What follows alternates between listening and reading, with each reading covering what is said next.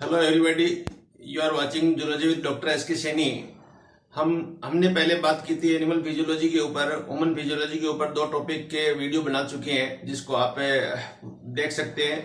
आज हम एक ऐसा टॉपिक लेके आ रहे हैं जो बहुत इंपॉर्टेंट टॉपिक है और नीट और 11th की दृष्टि से, और इस टॉपिक को आप बहुत अच्छे कंसेप्ट के साथ में इसे देखें और इस वीडियो को अच्छी तरह वाचिंग करें, जिससे आप ज्यादा से ज्यादा अच्छे कंसेप्ट इसे समझ सकेंगे और इस पर अपन ज्यादा से ज्यादा अच्छा काम कर सकेंगे। तो इस टॉपिक को लेके अपन चलते हैं। तो एनसीईआरटी के according cell and unit of life, या अपन कह सकते हैं सेल क्या है, किस प्रकार से अपनी बॉडी है वो सेल से बनी हुई होती है, एक लिविंग बीइंग है, उसके अंदर सेल किस प्रकार से काम करती है, उसके बारे में अपन अध्ययन करेंगे। यहाँ तो सेल के ऊपर आइए हम अध्ययन करते हैं। तो देखिएगा सेल किसे कहेंगे, तो सेल के साथ में अपन दो वर्ड काम में लेते हैं, एक साइटोलॉजी वर्ड और एक सेल बायोलॉजी वर्ड। साइटोलॉजी का मीनिंग यहाँ पर क्या है? साइटोलॉजी का मीनिंग है स्टडी ऑफ सेल।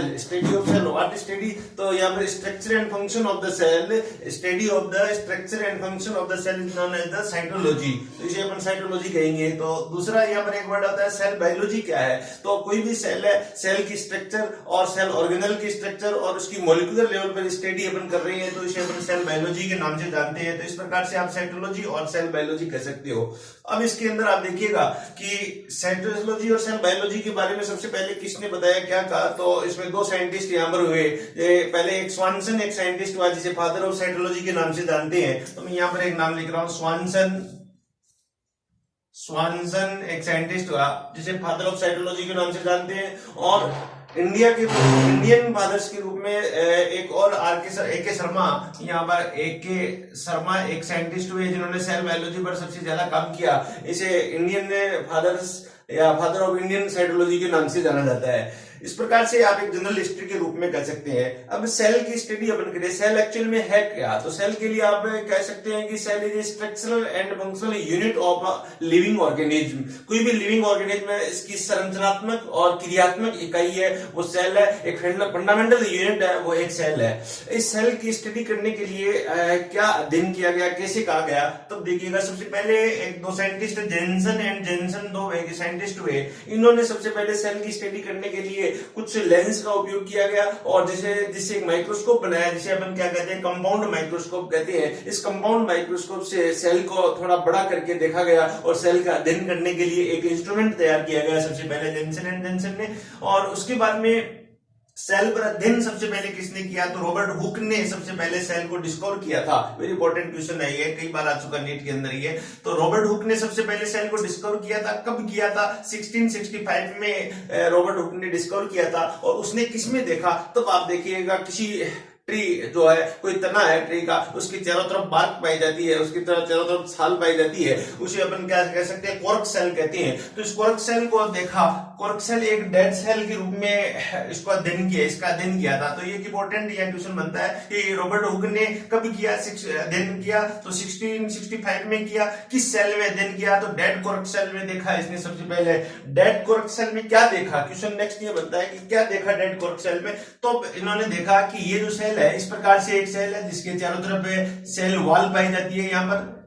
यहाँ पर सेल वॉल प्रेजेंट है और इसके अंदर डेड मटेरियल है वो प्रेजेंट होता है। तो इस प्रकार की एक स्ट्रक्चर इन्होंने देखी। इस प्रकार से अनेक कोशिकाएं यहाँ पर सेल वॉल के रूप में इन्होंने इनको दिखाई दी। तो ये क्या इंपॉर्टेंट क्वेश्चन बनता है कि सबसे पहले सेल को डिस्कवर किसने किया था? तो रॉबर्ट हुक ने किया था, जिसने डेड सेल को सबसे पहले देखा था। इसके बाद में और दूसरा वैज्ञानिक आया जिसे एंटोन वॉन लीवेनहोक कहते हैं। एंटोन वॉन लीवेनहोक ने 1674 के अंदर सबसे पहले लिविंग सेल या लाइव सेल को देखा। लाइव सेल के रूप में क्या देखा? तो एक स्पर्म सेल को इन्होंने सबसे पहले माइक्रोस्कोप द्वारा देख के अध्ययन किया। तो ये भी एक इंपॉर्टेंट क्वेश्चन है कि सबसे पहले लिविंग सेल का अध्ययन किसने किया, किसने खोजा था? तो एंटोन वॉन लीवेनहोक ने सबसे पहले लिविंग सेल को देखा। डेड सेल को किसने देखा? तो रॉबर्ट हुक ने डेड सेल को देखा। एक रॉबर्ट ब्राउन वर्ड और आता है। रॉबर्ट ब्राउन ने क्या किया था? इन्होंने न्यूक्लियस को डिस्कवर किया था। सेल के अंदर जो न्यूक्लियस होता है, मेन कंपोनेंट होता है सेल का, उसका अध्ययन है, उस पर इसकी डिस्कवरी है किसने की थी? तो रॉबर्ट ब्राउन ने की थी। तो रॉबर्ट हुक, रॉबर्ट ब्राउन में कई बार कंफ्यूज हो जाते हैं, तो आप इस पर ध्यान दें। इसके बाद में आगे हम चले तो सेल के बारे में मैंने कहा, सेल क्या है? एक स्ट्रक्चरल एंड फंक्शनल यूनिट है, एक फंडामेंटल यूनिट है लिविंग ऑर्गेनिज्म की है। अब सेल जो है ये भिन्न भिन्न आकार की सेल पाई जाती है नेचर के अंदर। इसका शेप डिफरेंट डिफरेंट होता है यहाँ पर। तो कुछ अपन लॉन्ग सेल या लार्ज सेल के अपन कह सकते हैं। कुछ सेल का शेप दिया गया है, जैसे माइक्रोप्लाज्म एक माइक्रो ऑर्गेनिज्म है, इसका शेप होता है यहाँ पर 0.3 म्यू माइक्रोन। अर्थात सेल की मेजरमेंट की एक यूनिट है, इसे माइक्रोन के रूप में अपन मेजरमेंट कर सकते हैं। तो माइक्रोप्लाज्मा जो 0.3 म्यू माइक्रोन है, कोई बैक्टीरिया है, इसके डायमीटर है यहाँ पर 3 to 5 म्यू माइक्रोन है एवरेज है। डिफरेंट डिफरेंट बैक्टीरिया का यहाँ पर साइज शेप डिफरेंट डिफरेंट होता है। इसी प्रकार अपनी आरबीसी, ह्यूमन आरबीसी है, इसका साइज है यहाँ पर 7.0 से 7.4 म्यू माइक्रोन होता है। ये कुछ 2-3 सेल का यहाँ पर एनसीईआरटी के अकॉर्डिंग शेप दिया गया है, तो ये यहाँ पाया जाता है। अब इस बेस पे अपन कह सकते हैं कि इसमें सबसे छोटी सेल कौन सी है? माइक्रोप्लाज्मा। नेचर के अंदर भी ध्यान रखना, सबसे स्मॉलेस्ट सेल है नेचर के अंदर, सबसे स्मॉलेस्ट सेल है वो कौन सी होती है? माइक्रोप्लाज्मा होती है। और माइक्रोप्लाज्मा का एक नाम और भी दिया गया है, पीपीएलओ। पीपीएलओ का मीनिंग है pleuro pneumonia like organism. PPLO pleuro pneumonia like organism इसे कहेंगे ये। तो स्मॉलेस्ट सेल की बात यहाँ पर हुई। इसके साथ इसे कंपेयर करके आपसे पूछ सकते हैं लार्जेस्ट सेल कौन सी है? यहाँ पर लार्जेस्ट सेल है नेचर के अंदर कौन सी है? तो आप देखोगे ऑस्ट्रिच एग है, वो लार्जेस्ट सेल के रूप में माना जाता है। ऑस्ट्रिच का जो एग है वो दिया जाता है, तो वो एग जो रिलीज किया जाता है तो वो एक सेल के रूप में, एक लार्ज साइज की सेल के रूप में यहाँ पर वो फंक्शन कर रहा है। तो एग एक अपने आप में सेल है, तो लार्जेस्ट सेल नेचर के अंदर ऑस्ट्रिच एग है। इसी प्रकार आपसे कहे कि लॉन्गेस्ट सेल है वो नेचर के अंदर कौन सी है? तो आप कहोगे नर्व सेल है, नर्व सेल या न्यूरॉन है। एक सिंगल न्यूरॉन है, सबसे लॉन्गेस्ट सेल के रूप में इसे जाना जाता है।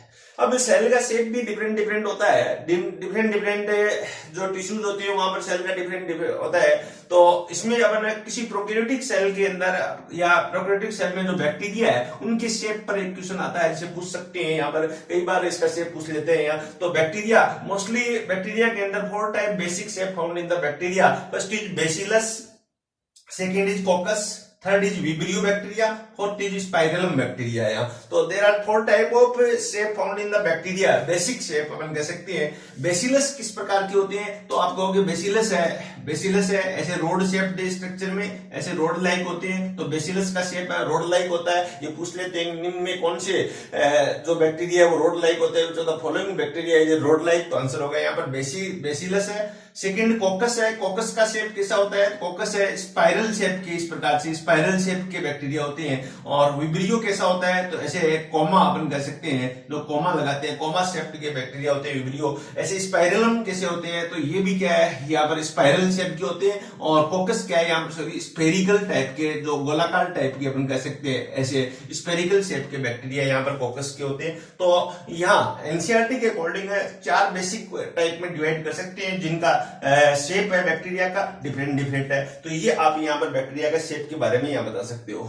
इसके बाद में आगे चले, अपन सेल की और स्ट्रक्चर ले, तो सेल क्या है, कैसे अपन इसको आगे डिस्क्राइब करेंगे। तो कुछ और साइंटिस्ट हुए जिन्होंने सेल पर काम किया है यहाँ, तो और सेल की डिटेल स्टडी की। तो लेटेस्टली अपन देखें, सेल को इलेक्ट्रॉन माइक्रोस्कोप से अध्ययन किया गया। सेल को जब इलेक्ट्रॉन माइक्रोस्कोप से अध्ययन करते हैं तो सेल की और इंटरनल स्ट्रक्चर और ऑर्गेनल के फंक्शन अपन इसे बता सकते हैं। तो यहाँ पर इलेक्ट्रॉन माइक्रोस्कोप से स्टडी किसने की? तो यहाँ पर सबसे पहले इलेक्ट्रॉन माइक्रोस्कोप है, ये किसने बताया?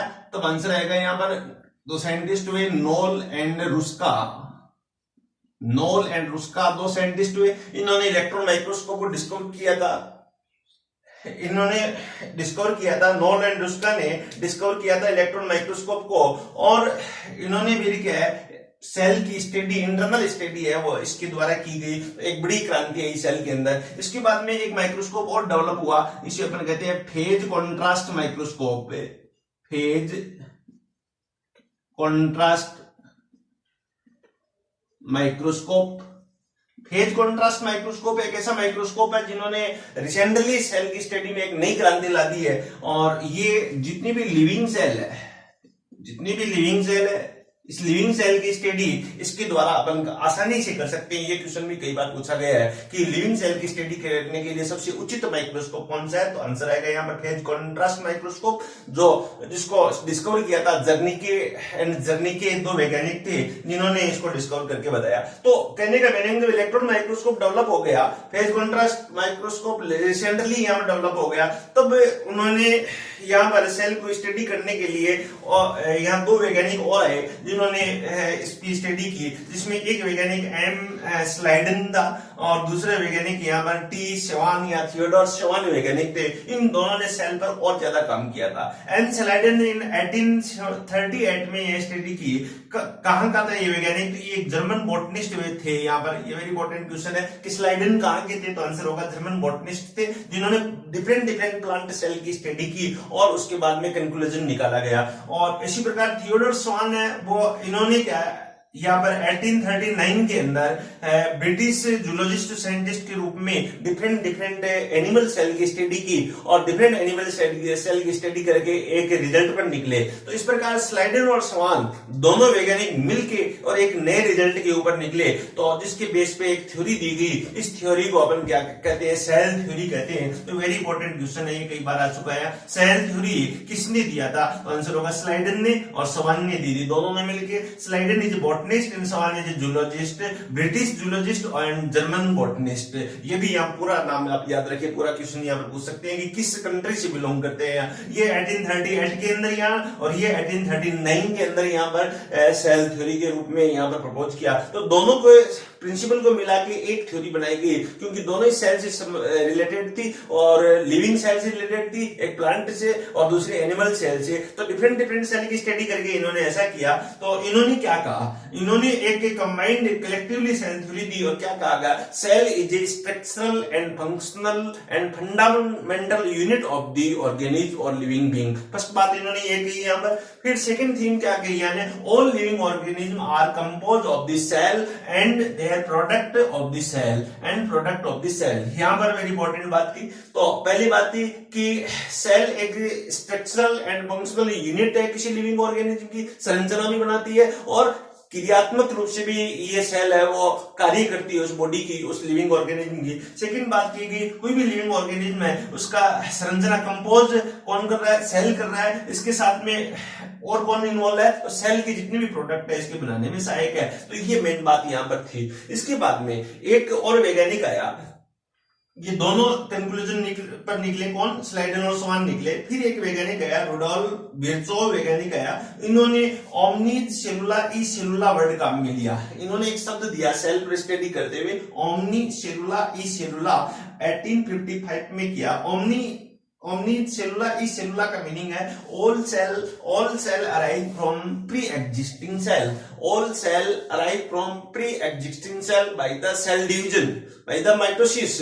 तो विभाजन की क्रिया के द्वारा नई सेल का निर्माण पूर्ववर्ती सेल से होता है या पूर्व में उपस्थित सेल से होता है। ये बात किसने कही? तो ये बात रुडोल्फ विर्चोव ने कही। ये 2018 का क्वेश्चन है। किसने बताई? तो विर्चोव ने ये बताया कि प्री एग्जिस्टिंग सेल से ही न्यू सेल का डेवलपमेंट होता है। किसके द्वारा होता है? डिवीजन के द्वारा, सेल डिवीजन के द्वारा होता है। इस बात को सेल थ्योरी में इन्वॉल्व कर लिया गया। तो ये क्वेश्चन ऐसे भी आ सकता है कि जो the following statement are not given by the Schleiden and so on. तो आंसर हो जाएगा यहाँ पर ये statement all cell are arise from the pre existing cell by cell division. ये वो स्लाइडन और समान ने नहीं दिया था। ये यहाँ पर देने वाला वैज्ञानिक था, बताने वाला वैज्ञानिक था रुडोल्फ विर्चोव, और फिर इसको सेल थ्योरी में इन्वॉल्व कर लिया गया। तो यहाँ पर ये कलेक्टिवली दो मेन यहाँ सेल थ्योरी की दो मेन यहाँ प्रिंसिपल बन जाते हैं। तो इस चीज को आप यहाँ ध्यान रखें, वेरी इंपॉर्टेंट क्वेश्चन है यहाँ।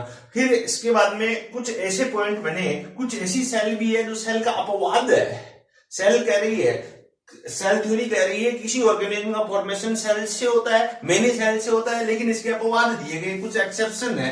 एक्सेप्शन जो है जो सेल थ्योरी को लागू नहीं करते। तो इसमें पहला अपवाद है प्रोटोजोआ। प्रोटोजोआ क्यों है कि प्रोटोजोआ एक सेल से बनता है, एक प्रोटोजोआ एक सेल से बनता है, जबकि सेल थ्योरी कह रही है कि मेनी सेल्स मिलके एक ऑर्गेनिज्म बना रही है और मेनी सेल्स है वो मल्टी सेलुलर होती है और वो यहाँ पर कार्य करती है, जबकि प्रोटोजोआ एक यूनिसेलुलर है। इसके अलावा बैक्टीरिया, इसके अलावा वायरस, इसके अलावा mycoplasma, all are unicellular animal. और कंप्लीटली जो एक सेल के द्वारा कंप्लीट अपने मेटाबॉलिक एक्टिविटी या बॉडी का कार्य इसी सेल के द्वारा किया जाता है, इसलिए अपन इसे एक एक्सेप्शन अपवाद के रूप में मानते हैं। तो ये यूनिसेलुलर सेल थ्योरी को अपवाद है, सेल थ्योरी है मोस्टली मल्टी सेलुलर पर लागू होती है ये। तो ये एक इंट्रोडक्टरी पार्ट था सेल का, तो ये मैं जहां तक समझता हूं आपके समझ में आया होगा। इस टॉपिक को और आगे बड़े अच्छे तरीके से अपन 1 बाय 1 करेंगे, जिसमें टाइप ऑफ सेल की बात आएगी, सेल की स्ट्रक्चर आएगी, सेल के ऑर्गेनल आएंगे, ये आगे वीडियो अपन करते रहेंगे। आप निरंतर वीडियो को वॉचिंग करते रहें, और आपने ये वीडियो अभी वॉच किया इसके लिए थैंक यू वेरी मच। और आगे और भी इसे वॉचिंग करते रहें, और इसके लिए आप सब्सक्राइब करें और लाइक करें और शेयर करें, ज्यादा से ज्यादा ये स्टूडेंट्स के बीच में वीडियो को फैलाएं, जिससे आपके इसका अच्छा लाभ ले सके। Thank you very much.